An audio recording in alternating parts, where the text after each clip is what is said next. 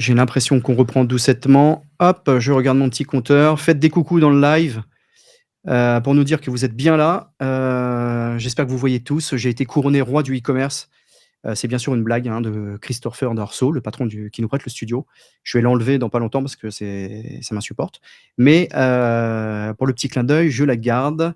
Voilà, donc, ça commence. Je vois qu'il y a toujours le nombre de personnes qui augmente. Vous êtes plus de 300, c'est franchement canon. N'hésitez pas à nous dire, hein, à poser vos questions dans le chat, à nous dire s'il y a un petit problème et voilà, voilà. On est parti. Merci à tous de nous rejoindre. Paul Louis, bienvenue. On Merci. va parler fun fact, paiement et peut-être de ce qui va se passer en 2025 côté paiement. Je te laisse te présenter.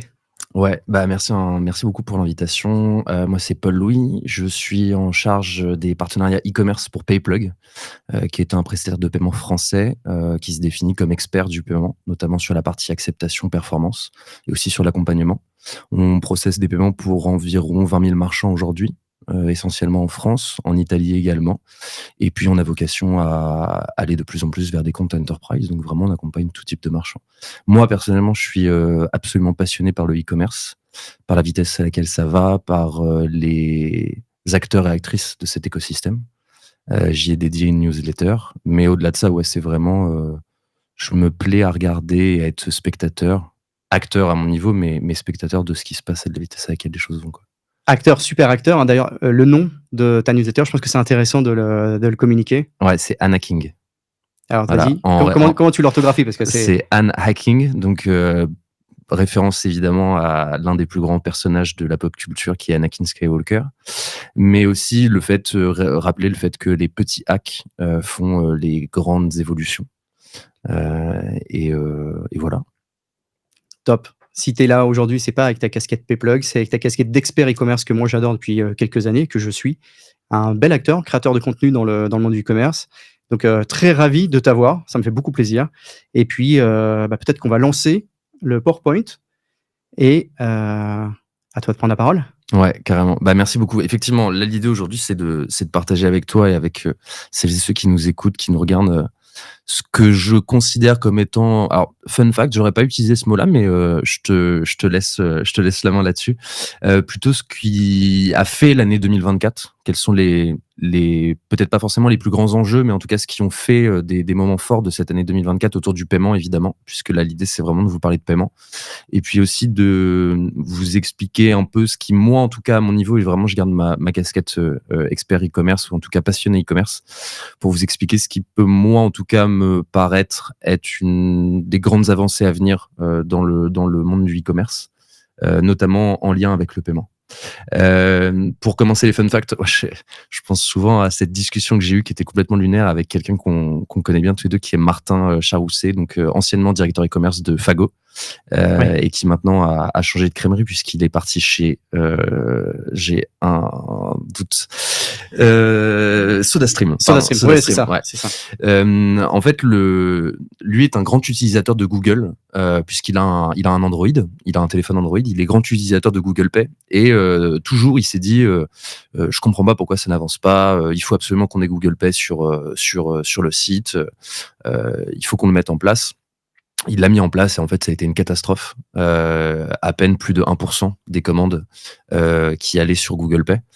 Non pas parce qu'en fait Google Pay n'était pas utilisé par sa cible, mais parce qu'en fait d'une manière générale Google Pay est bien moins utilisé par les utilisateurs d'Android que Apple Pay va l'être par les utilisateurs d'Apple. Et c'est un peu une idée préconçue qu'on a, c'est que si on a un téléphone Android, on va utiliser Google Pay. Si on a un téléphone Apple avec un système d'exploitation iOS, en tout cas on va utiliser Apple Pay. C'est le cas pour Apple Pay. Puisque Apple a énormément misé, a énormément marketé Apple Pay. Ça l'est beaucoup moins pour Android. J'avais regardé ces deux chiffres-là, qui sont les parts de marché sur le marché des smartphones en France.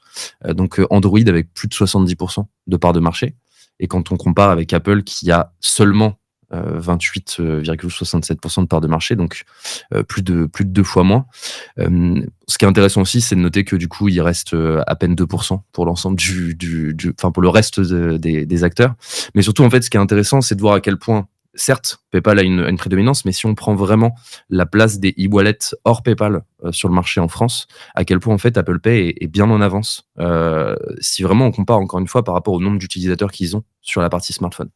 Donc moi en tout cas c'était un peu le fun fact de l'un des fun facts là qui est vraiment un fun fact de cette année, c'était cette discussion avec Martin qui me disait ah ouais, j'ai mis en place Google Pay, ça a été un échec total. Voilà, c'était le premier truc que je voulais vous raconter.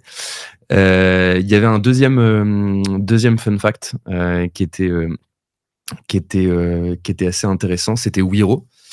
C'est un peu aussi dans cette logique de, surtout si vous avez des questions, si tu as des questions, t'hésites pas à me couper, Charles. Ouais, d'ailleurs, j'étais en train de me dire que je connaissais pas Wiro, tu vois. Ouais, J'ai bien fait de venir. Très bien. J'ai bien fait de venir. Wiro, pour moi, ça fait un peu écho à cette souveraineté, ce besoin de souveraineté au niveau du paiement en France et en Europe. Wiro, c'est une solution qui a été lancée par l'EPI, enfin en tout cas qui est un projet de l'EPI. Donc l'EPI, c'est un consortium de grandes banques dans l'Union européenne. Et en fait, l'idée de Wiro, c'est le remplacement à terme de Paylib. Donc Paylib qui est beaucoup plus connu aujourd'hui parce que beaucoup plus largement utilisé, notamment en France, mais qui tend en fait à disparaître qui va disparaître avec les mois et les années à venir. Et en fait, la volonté de l'EPI, donc qui est un consortium encore une fois de banques, c'était de pouvoir offrir une alternative européenne aux géants étrangers, à savoir les géants notamment américains et les géants asiatiques, le renforcement de cette souveraineté. Et puis la logique de Wiro, c'est aussi de reprendre un peu les codes de ce qui a fonctionné par le passé. J'ai notamment cité Sumeria. Alors Sumeria est moins connu via son nom Sumeria, mais c'est anciennement Lydia. En tout cas, Sumeria est devenu une partie de Lydia Solutions. Et en fait, pour moi, Lydia est l'une de ces grandes innovations de ces 10 dernières années en France. Pourquoi ? Parce que c'est rentré dans le langage commun. C'est-à-dire que de la même manière, je vais prendre un Uber, je vais te faire un Lydia. Ouais, c'est incroyable. Pour un moyen de paiement, je trouve que c'est incroyable. C'est absolument incroyable. Je pense, à mon humble niveau et à mon humble connaissance de la logique de Lydia, que il y a un plafond de verre qu'ils n'ont pas réussi à dépasser. C'est celui d'aller outre le marché français. Là où il y a, je trouve en tout cas, un effort et une ambition intéressante avec Wiro, c'est d'être à l'origine, comment dire, c'est plutôt d'être un projet commun à un ensemble de banques européennes. Et je pense que naturellement, le marché européen a raison de le rappeler régulièrement. On est fort si on est ensemble. On parle quand même de plus de 400 millions d'Européens aujourd'hui, en tout cas de membres de l'Union européenne. Et si on veut lancer un grand prestataire européen, en tout cas une grande solution européenne, ça passe par effectivement des prises d'initiative plutôt à l'échelle européenne, plus qu'à l'échelle nationale. Wiro, en tout cas, est une solution que je suivrai et que j'invite tout le monde à suivre. Quand tu parles de réglementation, est-ce que tu parles de KYC ? Alors, on a la question de Frédéric un peu dans le chat qui demandait si c'était en rapport avec ça. Alors, en fait, il y avait effectivement une partie réglementation qui est qu'aujourd'hui, quand les prestataires étrangers vont arriver sur un marché comme le marché français, par exemple, ils vont être soumis à des réglementations. Et parfois, c'est un peu compliqué de les soumettre à ces réglementations-là. On voit des géants américains qui vont se prendre des amendes. Et pour autant, ça les empêche pas d'évoluer sur le marché. Ils doivent se mettre à jour, mais ça les empêche pas d'évoluer sur le marché.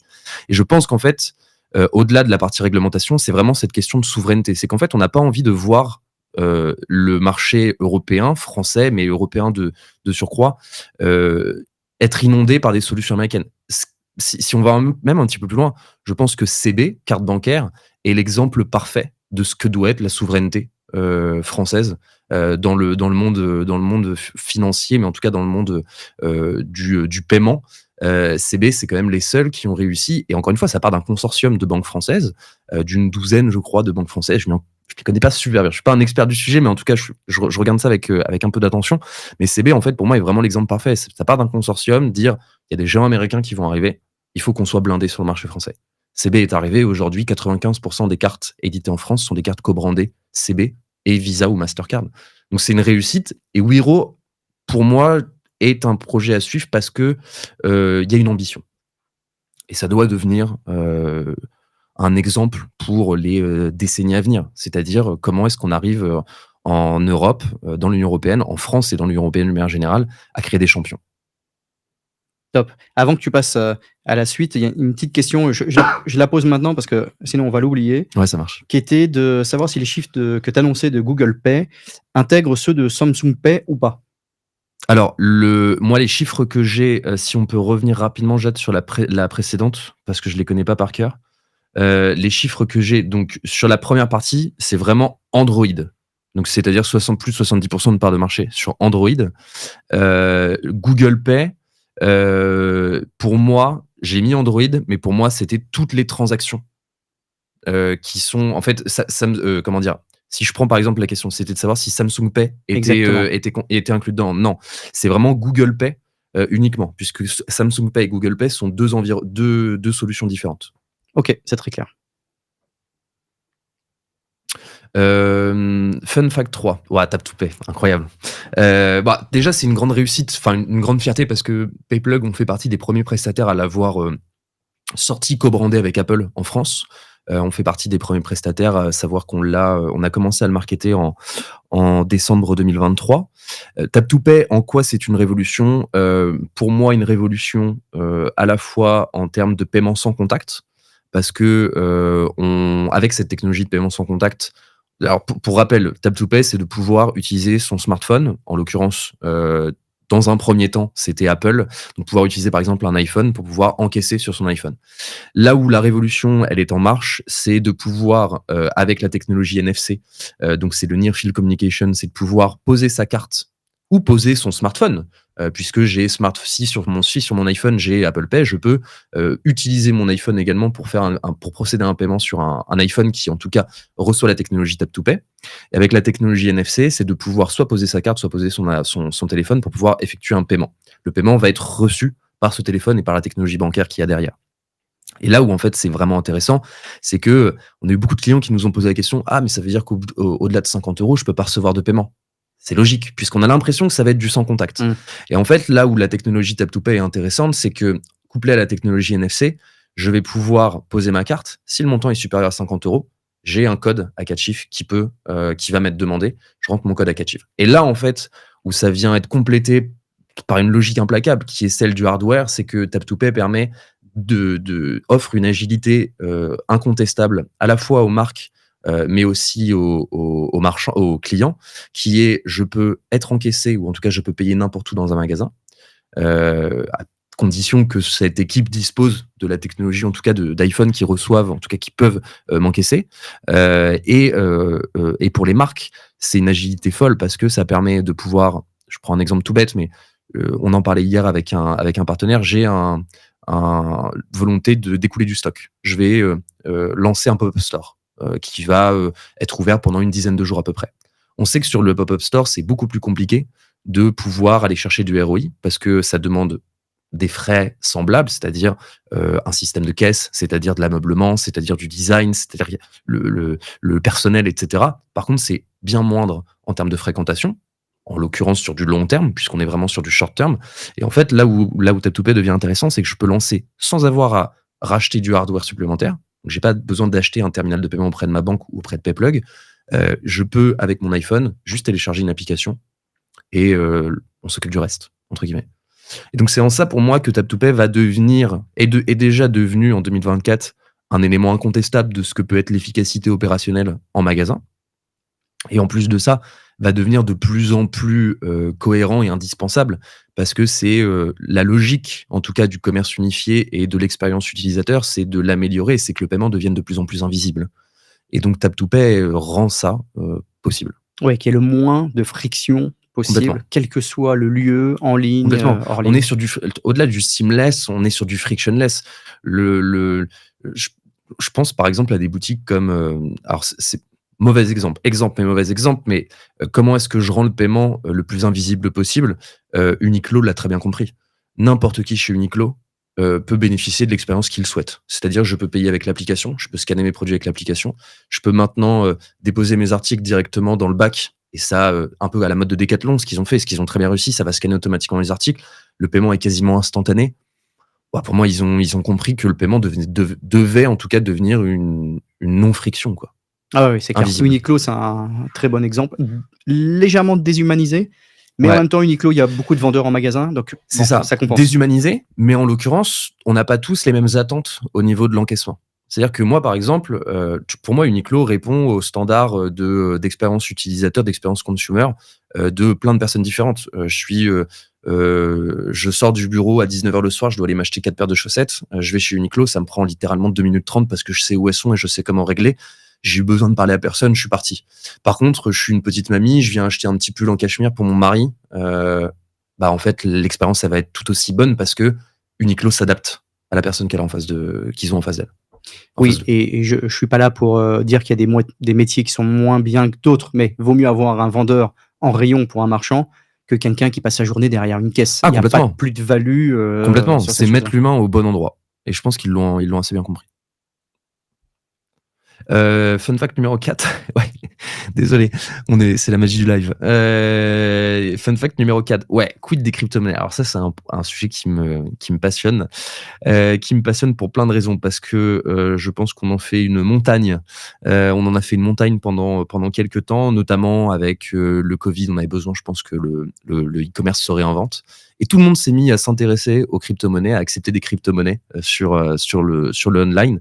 Bon, il se trouve que c'est un échec jusqu'ici en tout cas assez implacable pour plein de raisons différentes. Le problème de la volatilité, on voit, moi pour l'avoir vécu aussi personnellement, à petite échelle, mais de l'avoir vécu personnellement, c'est de me réveiller le matin et d'avoir quasiment tout perdu. En fait, j'ai pas envie de vivre ça au quotidien. Et en fait, c'est un petit peu ça aussi. C'est en tant que marque, je vais accepter une crypto-monnaie. J'accepte des crypto-monnaies et un de mes clients va me payer avec cette crypto-là. Si effectivement derrière, je me rends compte que le lendemain du paiement, la crypto que j'ai encaissée ne vaut plus rien, il y a un vrai souci à ce niveau-là. L'absence de réglementation globale, mais d'une manière générale avec les crypto-monnaies, c'est cette absence de réglementation. Et puis la cible de cyberattaque, on le sait aussi, hein, à partir du moment où il y a énormément de flux, plus il y a de flux, plus il y a de risques de cyberattaque. En revanche, il y a aussi des aspects très positifs des avantages en tout cas sur la crypto-monnaie, c'est la réduction des coûts de transaction, puisqu'en fait on se fait de l'échange entre cryptos. Le paiement cross-border, évidemment, à partir du moment où on est sur une crypto-monnaie, on est sur une monnaie globale, et donc ça veut dire qu'il n'y a pas de devise spécifique, donc pas besoin de faire de l'acceptation dans une devise et du reversement dans une autre. C'est aussi un avantage notable. Et donc dans cette logique de cross-border et de monnaie internationale, on voit un avantage assez notable et une adoption croissante. C'est notamment dans les secteurs du luxe. Pourquoi ? Parce que on a plus facilement dans les secteurs du luxe une clientèle internationale quand on est une marque italienne ou une marque française, une clientèle qui va venir de plus loin, et donc une sorte d'adoption plus facile en tout cas sur ces secteurs-là. Donc on le voit notamment avec la mode haut de gamme. Je l'ai pas cité ici, mais par exemple Ferrari maintenant accepte les paiements en crypto-monnaie. Donc on sent en tout cas une adoption par le haut. Je suis assez curieux de savoir si ça va venir. Je suis assez sceptique, pour être tout à fait honnête, sur l'adoption par le bas, plutôt en tout cas sur du mass market. Mais je ne cherche qu'à être challengé. C'est marrant, j'ai une question pour toi. Alors, j'en ai deux même. Est-ce que tu as un chiffre? Est-ce que tu sais si c'est à utiliser sur le nombre de transactions France ou monde? Est-ce qu'on a une idée? Est-ce que c'est 1%? Est-ce que c'est moins? Est-ce que tu as un chiffre en tête ou pas? Si tu ne l'as pas, c'est pas grave. Sur le e-commerce ? Ouais, sur l'e-commerce. Ouais, je pense que c'est nécessairement moins. Nécessairement de 1%. Ouais, nécessairement moins de 1% sur le e-commerce. En France, c'est sûr et certain. Mais sur le e-commerce d'une manière générale, je te dirais une bêtise sur ce que ça représenterait si je te donnais un chiffre sur ce que ça représentait d'un point de vue global. Mais aujourd'hui, réellement sur le e-commerce, j'essaie d'y répondre parce que je vois au quotidien.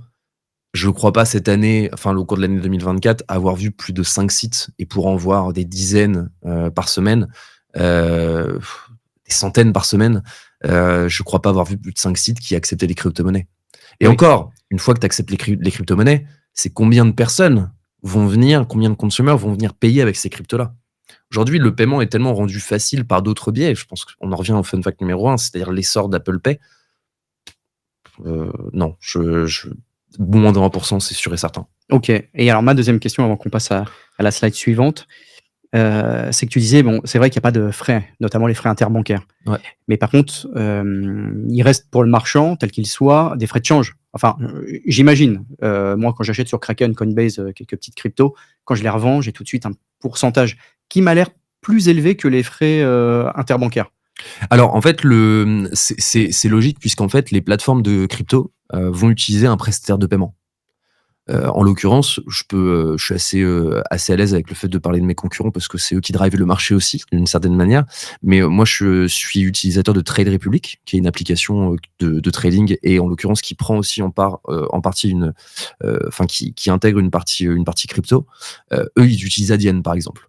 Donc en fait, sur l'achat, c'est-à-dire de la conversion, puisqu'en fait, moi, si je vais acheter des cryptos, je vais acheter, si je démarre en tout cas sur Trade Republic ou sur Coinbase ou autre, si je commence à acheter des cryptos, je vais payer en euros. Je vais payer avec ma devise. Donc, je vais demander 500 euros en équivalence en Cardano, par exemple.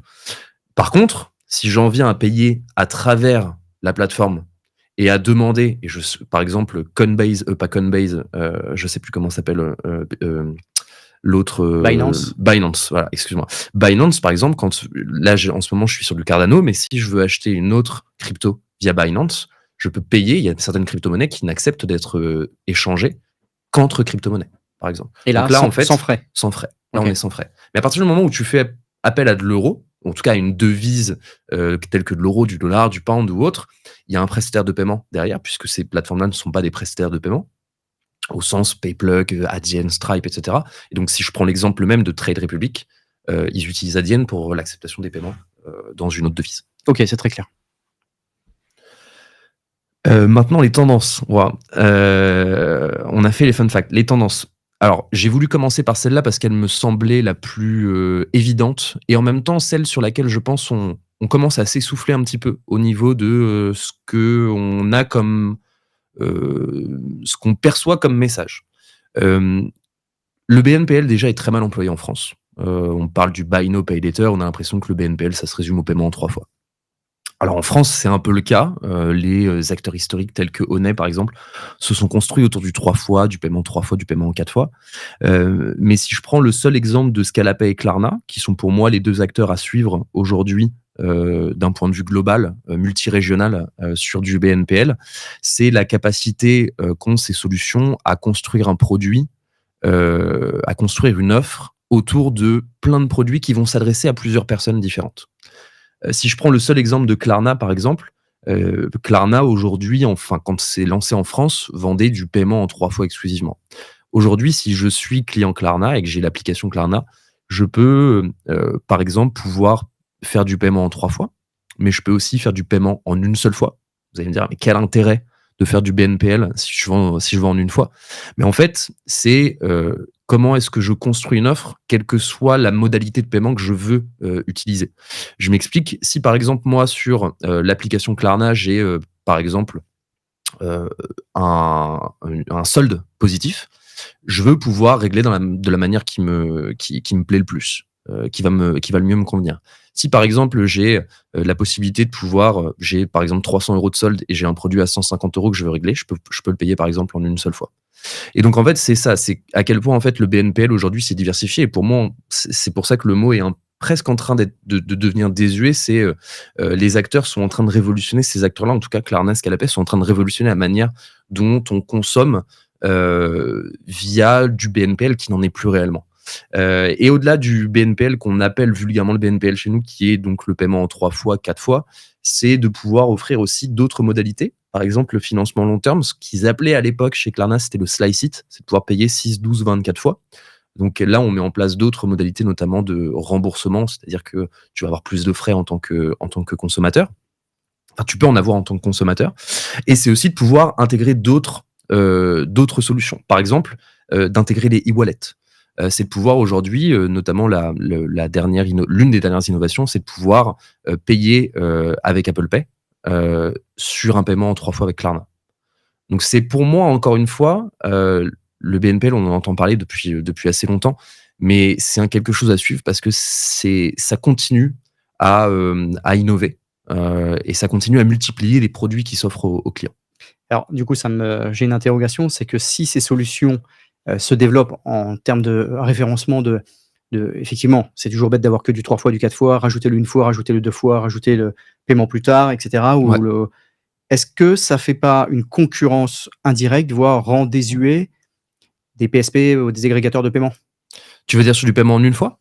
Ouais, sur le fait que, bah, si tu arrives sur Klarna ou ou Scalapay et puis qu'ils proposent finalement tout et que je compare par rapport à Payplug sans Mmh. citer Payplug, Mmh. est-ce qu'il y a pas un moment où en fait, il y en a une qui agrège tout et qui fait le même boulot que l'autre? Alors que Alors l'autre agrège seulement, c'est-à-dire ne le propose pas, de alors sa façon. faut bien prendre en compte le fait que, ces solutions ne seront jamais des prestataires de paiement, acquéreurs au sens de ce qu'on fait chez Payplug, ce que font Stripe, ce que font Adyen. Qu'est-ce que ça veut dire? Ça veut dire que, un paiement en une fois chez Klarna coûtera bien évidemment beaucoup plus cher, qu'un paiement par carte directement connecté à CB chez un Payplug, chez un Adyen ou chez un Stripe. Donc c'est en ça, en fait, que, heu, il y a un momentum sur chacun des modes de paiement. C'est-à-dire que, je peux avoir, notamment, sur une certaine cible de clients, par exemple, j'ai beaucoup d'utilisateurs de Klarna, je vais pouvoir proposer du Pay Now, mais quoi qu'il arrive, tous les clients ne sont pas utilisateurs de Klarna et donc, tous ne vont pas forcément utiliser, tous les produits de Klarna. Mais par contre, ça veut dire aussi quoi? Ça veut dire que tu peux diversifier ton offre de paiement et donc aller capter n'importe quel utilisateur de Klarna sur ton site. Mais je parle de Klarna là parce que c'était l'exemple que tu viens de reprendre, mais Scalapay fait à peu près la même chose, tu vois? OK, compris. Avec des zones, en tout cas, d'expertise qui sont un peu différentes. Là où Scalapay est très fort sur l'Europe du Sud, sont arrivés en France, font vraiment de très, très belles choses en France. On est assez content de les voir arriver aussi depuis quelques années. Là où Klarna a un historique implacable sur les États-Unis. Enfin, Klarna, c'est 105 millions, 110 millions, 115 millions d'utilisateurs uniques à travers le monde. Donc, voilà. Pour moi, en fait, encore une fois, là, c'est l'objectif de ce point 1, c'était de rappeler, faut pas minimiser l'impact du BNPL dans les prochaines années. On a eu un essor considérable depuis allez, 2019 et en plus de ça avec l'ère Covid. Mais là, je pense que vraiment, il y a des choses intéressantes qui vont se passer dans les prochains mois, dans les prochaines années. Et le Pay in Store en fait partie. Les e-wallets et super apps, bah, la croissance nette, de toute façon, je pense que c'est un secret pour personne, mais c'est important de le rappeler aussi. C'est à quel point les e-wallets et les super applications. Alors, super applications, c'est ce qu'on va appeler les Amazon Pay, enfin les Amazon, etc. Mais tout ce qui va en fait englober plein de produits différents. Ça fait écho avec ce que je dis à la fin, notamment sur les nouveaux écosystèmes intégrés dans les e-wallets. L'intérêt, par exemple, d'intégrer les crédits BNPL, j'en parlais juste à l'instant, l'intérêt, pardon, d'intégrer de la fidélité. Tout ça, ça fait que les e-wallets et les super applications telles qu'on les conçoit aujourd'hui vont devenir de plus en plus importantes, mais nécessairement parce qu'en fait, le mobile devient de plus en plus important.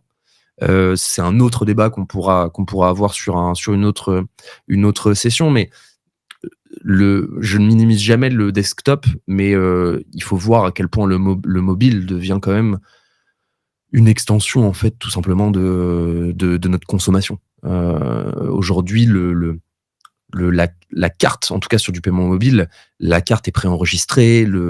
On est quand même sur quelque chose d'assez phénoménal, je trouve, depuis. Oui, ça va vite. Et on est en retard. Et en plus de ça, quand tu considères en plus qu'on est en retard. Ouais, ouais. Mais c'est quelque chose qui va quand même beaucoup trop vite, enfin, pas beaucoup trop vite, mais vraiment extrêmement vite. Je compare à quand j'ai intégré le monde du paiement il y a 5 ans quasiment. Waouh. Enfin, tu prends une claque, quoi. Parce que c'est allé super vite. Et en même temps, là, on revient de NRF. On a notre directrice commerciale Camille et un de mes collaborateurs sur la partie partenariat, Rémi, qui était à NRF juste en visiteur. Voilà, ils sont en train d'endresser des livres blancs dans tous les sens parce qu'en fait, ça va trop vite, quoi. Et je suis assez curieux de la manière dont les e-wallets vont évoluer. Je le disais juste à l'instant, mais sur la partie BNPL notamment, les crédits et autres, ça va vite, quoi. Ça va très, très vite.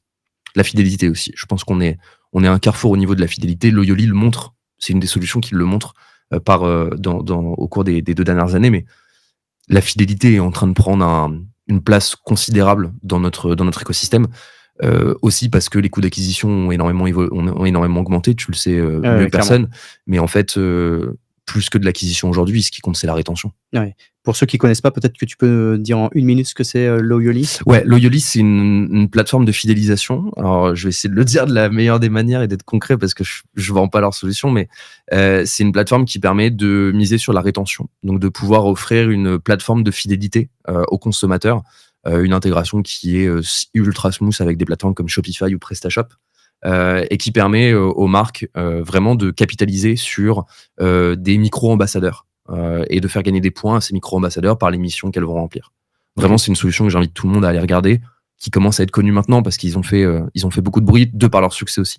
Mais voilà, pour moi, encore une fois, pour revenir à cet aspect fidélité, on est à un carrefour en tout cas de ce que la rétention doit représenter comme poids par rapport à l'acquisition. Et je crois qu'on avait un dernier point. Ouais, c'est le soft POS. C'est marrant. Bon, bah, la boucle est bouclée. On a commencé par ça, c'est-à-dire tout à l'heure dans notre discussion, c'est à quel point en fait les usages en magasin sont en train d'évoluer. On l'a vu au cours de l'année dernière avec Payplug, c'est des nouveaux postes qui émergent dans les entreprises. C'est responsable de l'expérience retail. Je prends souvent une énième fois un exemple que je prends, c'est Label Book. Label Book l'a recruté un gars qui s'appelle Khalid, qui est très fort, que j'aime beaucoup, qui est en charge de l'expansion retail et qui s'assure de l'expérience que les clients et les clientes vont vivre dans les studios. Et en fait, le soft POS va un peu dans cette logique-là, c'est-à-dire de ne plus avoir de caisse fixe, mais de partir du principe que on se rend là où le client se trouve. Ça permet de désengorger complètement les magasins. Le soft POS, pour résumer ça, c'est avec cette nécessité de créer des nouvelles expériences, c'est la gestion depuis un même device de plusieurs métiers. La gestion des stocks, le paiement, la prise de commande, éventuellement le conseil et les points de fidélité, puisque sur un device, je pourrais noter les informations de mon client et retrouver son historique. Et donc, en fait, c'est comment est-ce que j'arrive à regrouper toutes ces missions, tous ces métiers autour d'un seul device. Donc évidemment, un gain phénoménal en termes de place, puisqu'on est sur du hardware flying, entre guillemets, donc plus du tout de grosses caisses qui vont se retrouver à tel ou tel endroit. Et puis surtout, une expérience complètement revisitée, c'est-à-dire que je pense à des marques comme Almé, par exemple, qui ont intégré des missions de personal shopping.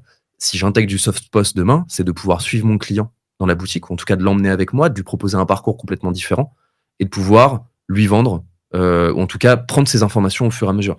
J'évite que mon client parte, parce que mine de rien, on l'a tous vécu, hein. Je suis dans la boutique, je fais le tour, j'ai pris des vêtements, et puis là, je me rends compte qu'il y a 25 personnes qui sont en train de faire la queue pour payer. Allez, hop, j'y vais. Je fais pas la queue. Et auquel cas, je décide de faire la queue. Mon expérience, elle est complètement entachée parce que je vais attendre 45 minutes pour régler mes achats, quoi. Ouais, le pionnier, on peut peut-être rappeler que c'est Apple un peu sur le sujet. Ouais, bah Apple, complètement. Enfin, l'expérience que vous vivez chez Apple en boutique, déjà c'est sur un téléphone, sur un iPhone, et en plus de ça, c'est vraiment comment est-ce que tout ce qui pouvait être synonyme de friction disparaît. Et comme Shopify l'a fait avec Apple notamment en essayant de s'inspirer d'Apple, je pense que tous aujourd'hui on a tout intérêt à s'en inspirer parce que l'expérience client elle est complètement pas innovante parce qu'elle est innovante par nature, mais elle est différenciante. Et je pense que le soft POS s'inscrit dans cette logique et dans cette dynamique de différenciation. On n'est plus dans une logique d'omnicanalité, on est dans une logique de commerce unifié. Ouais, c'est ça. Et encore une fois, je reviens à l'exemple qu'on avait avec Uniqlo qui est poussé à l'extrême avec Apple. C'est qu'on n'a plus de personnes sans valeur ajoutée derrière des caisses à Exactement. attendre. Chaque personne peut être compétente pour vendre et peut faire la transaction. Ce qui est en plus remettre le commerce, si tu veux, au milieu du magasin, quoi. Le commerce et le conseil. Ouais, Et en vrai, on a les exemples aujourd'hui, on a les bons exemples, on a des géants qui l'ont intégré, et donc pour qui naturellement, enfin par définition, c'est beaucoup plus dur à intégrer dans leur logique. Allons-y, déroulons. Nous, le soft POS, là, c'est quelque chose sur lequel on mise énormément avec des partenaires clés. Rémi, que je citais juste avant, qui est un de mes binômes sur la partie partenariat, lui mise beaucoup là-dessus aussi avec ses partenaires. On est à un carrefour encore une fois, et le soft POS s'inscrit dans cette dynamique. On a eu une question, alors non pas sur le chat, mais j'avais laissé la possibilité aux gens qui ne pouvaient pas écouter de laisser leurs questions. Et il y en a une qui est intéressante. J'ai du mal à imaginer le futur sur cette question, mais peut-être que toi, oui. C'est est-ce que la CB, enfin la CB ou la Visa, enfin l'élément matériel physique va pas disparaître d'ici 6 mois, 8 mois, 1 an? Non. Est-ce que d'après toi, ça va rester quand même un moyen de paiement comme ça? Aujourd'hui, je pense que j'ai du mal à imaginer que tout le monde, 100 des gens aient un téléphone pour payer, mais est-ce que, il y aura pas, Non. d'autres façons d'effacer ce vieux bout de papier, plastifié? Non, non, je pense absolument pas. Alors si je reprends les temporalités que tu cites, 6 mois, 8 mois, 1 an, c'est mort. Enfin, je veux dire absolument pas. Je vois absolument pas la carte disparaître. Même à 10 ans, 15 ans. Enfin, je veux dire, si tu comptes le nombre de commerces qu'il y a en France, si tu prends juste l'exemple de la France, mais dans ces cas-là, tu prends l'exemple du monde entier. Si tu prends le nombre de commerces pour qui il faudrait changer l'intégralité des hardware, euh, en fait, nécessairement, la carte, elle a une place beaucoup trop importante aujourd'hui. Et puis, d'un point de vue sécurité aussi. C'est-à-dire que la carte, tu as un code. Alors, évidemment, condition que tu te la fasses pas voler. Mais je veux dire, c'est beaucoup plus facile aujourd'hui de se faire pirater en ligne par des sites, par exemple, qui vont. Je prends mon exemple seul, mais si j'ai un compte chez Carrefour, sur un compte client sur Carrefour, le site, enfin en tout cas sur la plateforme Carrefour, et Carrefour se fait pirater sa plateforme, mes données ont bien plus de chances de fuiter, les données personnelles, que moi ayant mon portefeuille toujours sur moi et ma carte dedans, sachant que mon code n'est inscrit nulle part à part dans ma tête. Tu vois Oui. ce que je veux dire? Oui, il y a encore un enjeu de sécurité, on l'a Il y vu a ces un derniers enjeu de mois, ouais. sécurité. Enfin, en fait, il y a un enjeu de sécurité. Tout l'effort qui est mis aujourd'hui autour de la sécurité des paiements, elle est faite sur le paiement en ligne, pas sur le paiement en magasin, pas sur le paiement en proximité. Parce que le paiement en proximité, il est relativement sécurisé aujourd'hui. Quand je dis relativement, encore une fois, j'essaie d'être le plus mesuré possible, mais non, vraiment, j'en mets pas ma main à couper, mais je serais extrêmement surpris que la carte disparaisse d'ici 5, 10, 15 ans. Enfin, c'est inscrit dans nos mœurs. L'argent liquide, oui, effectivement. Dans une logique d'uniformisation, oui, il sera amené à disparaître, ça c'est évident. Ou en tout cas à réduire de manière significative. La carte, oui, peut-être vivra une légère décroissance, mais je veux dire, ça reste le moyen de paiement numéro 1 aujourd'hui, quoi. Ouais. Et alors, dernière question, il nous reste 4 minutes avant d'enchaîner sur notre conférence. C'est si tu devais avoir une prédiction, lointaine, on est en mode Black Mirror, Waouh. dans 5 ans. C'est quand même pas si loin, mais à l'ère d'internet, de l'IA et de tout ce qui se passe dans les autres pays, notamment la Chine, c'est quoi le prochain moyen de paiement? Euh, Alors, je saurais pas te dire. Je pense que la réalité virtuelle va apporter beaucoup de choses. Je pense que notamment, plus que quelque chose qui va devenir prédominant, mais dans les tendances qui vont arriver, par exemple, de pouvoir inclure du paiement dans les jeux vidéo, directement dans les jeux vidéo. On l'a vu notamment, c'était les équipes de Zerance qui avaient travaillé là-dessus aussi. Mais je pense que ça peut devenir quelque chose d'assez intéressant. Tu vois, typiquement, c'était Logitech qui avait fait si je reprends le bon exemple, mais il me semble que c'est ça.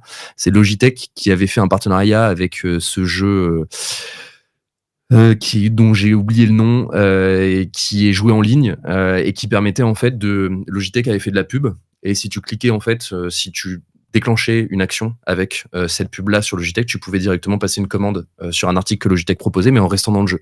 OK. Et pour moi, c'est un exemple de ce que le paiement peut devenir en tant qu'expérience immersive. Est-ce que ça va être le casque Apple de réalité virtuelle, d'intégrer du paiement dedans?